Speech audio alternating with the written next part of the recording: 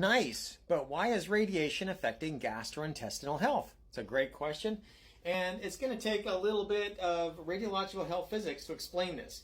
Now, there are many different syndromes that occur with massive radiation doses. And for gastrointestinal syndrome, it's going to require a really big dose, like around 100 rem. 100 rem, that's like atomic bomb survivor level doses. That's a huge dose. And that's very different than cancer probability induction. At 100 rem, if you got that in one given year, that would raise your cancer probability of about 5%. Now, you compare that to your natural probability of getting cancer. If you live long enough, it's around 40%. So the cancer induction probability is actually quite small. But when you get around 100 rem or more, then you're going to get acute radiation syndrome. And one of the effects of acute radiation syndrome is the gastrointestinal syndrome. Now, what happens there is you've got to understand how radiation affects cells. And what we know is that the cells that are less specialized are more sensitive. Cells that are more specialized are less sensitive. Examples, the muscle, it's very specialized. It really only does one thing, a muscle cell. And so it's not as sensitive to radiation as a stem cell.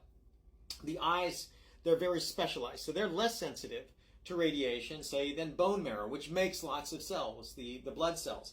And so those cells that make a lot of cells or that are not specialized, like stem cells, embryonic cells, they're more sensitive. Children are more sensitive to radiation than adults.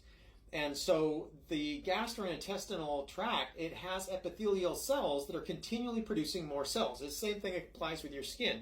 You have cells under your skin that are producing more cells to continually make a dead layer of skin to protect you from infection. And the same applies to your gastrointestinal tract. Your gut is filled with E. coli, poisonous bacteria if it got into your mouth, but in your gut, it helps you digest your food.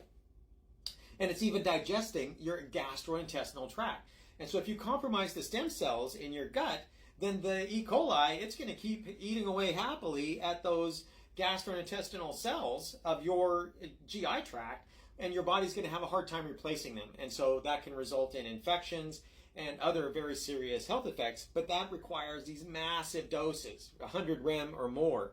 The maximum legal dose for radiation workers is 5 rem. Typically, any nuclear installation will not allow them to get more than 1 rem. And the public isn't allowed to get more than 10 times less than that. And EPA has limits 10 times less than that. And so regulatory limits and these health effects are many orders of magnitude difference. And so the doses for these common, Hollywood effects like you see in Chernobyl are massive doses. They're just huge. So I hope that helps, puts it in context maybe a little bit. And thanks for the question, and I hope you have a good day. Bye.